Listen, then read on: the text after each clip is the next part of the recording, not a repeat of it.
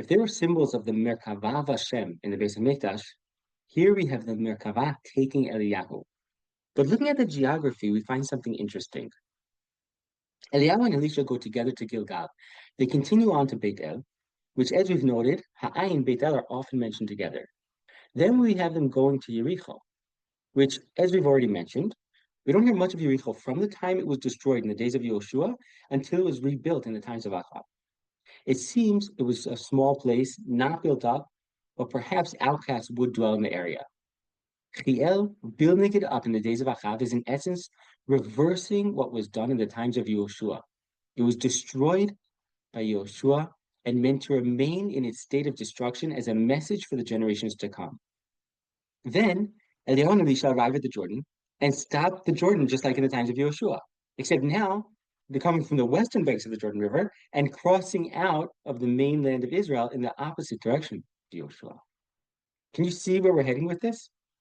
In a sense, it seems that through the geographical hints, there's a clear hint that through these events, we're viewing Yehoshua in reverse. The question is, why? Yael Ziegler makes some fascinating points which connect us back to what we discussed in the last video and, of course, some of our previous excursions. In the last video, we noted some parallels between the material wealth in the times of Shlomo and Achab. When learning about Shlomo Melech, we noted how clear it was when he built the Beis Hamikdash that the goal was to share the light of Hashem with the world. But we also noted the inherent dangers and miscalculations that can arise if we try to do so through our wealth, might, and political power. The gold and silver, the horses, and the political marriages that the Torah warns that the Jewish kings aren't meant to amass, once again echo in our ears. And what happens when we get distracted? Like we learned by Yehoshua that our goal of being here is that the nations of the world come to know the greatness of Hashem. We learn a similar thing by the response of Hashem to Tfilat Shlomo when the Beis Hamikdash was completed. And we even see it stated in Sefer Vayikra. Al titma'u b'kol ele, ki b'chol ele nitma'u hagoyim asher ani mishalech mipnechem. Right? Don't get involved with this stuff. This is the exact kind of thing that I sent the nation that was here before you, that I kicked them out of the land. V'lo takia aretz etchem b'tamachem ota kasher ka'at tagoy asher lifnechem. You want to be able to stay in the land? This is it. This is the line. If you don't do those toevot, then the land won't spit you out. In other words, the Canaanim were kicked out for the way they lived, and we'll only make it there if we don't follow their ways. Otherwise, just as Hashem took the land from them and gave it to us through miraculous victories in the times of Yoshua ben Nun, it'll be taken away just as fast. Yericho meant to remain a symbol of Hashem's miraculous victories, and it's intentionally rebuilt, in essence saying, we don't need that help now. We're strong enough on our own. And Eliyahu has to send a very clear message. The drought in the beginning was just a start. We see in Sefer Dvarim, V'chara'af Hashem bachem, when Hashem will be angered with us. V'atzarat hashamayim v'lo yeh matar.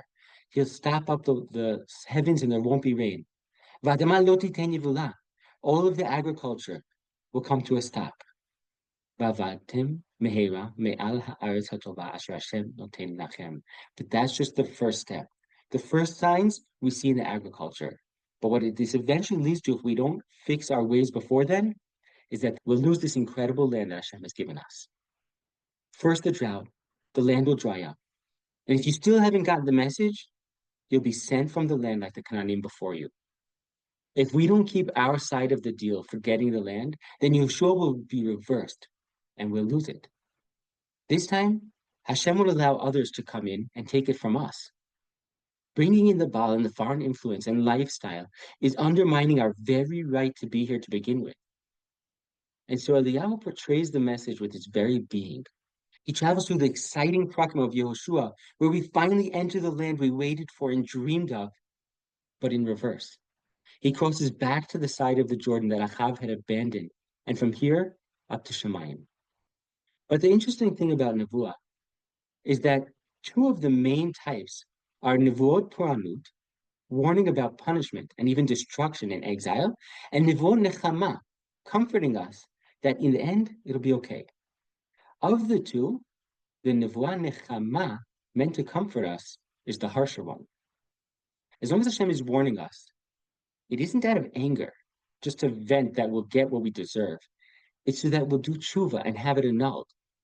But a nivla nechama means it can no longer be annulled. It'll be okay in the end, but it won't be okay in the near future. Which type is Eliyahu's final message? Could it be showing that this is what could happen? But Elisha coming back, like Yoshua, is showing us that it can still be overturned.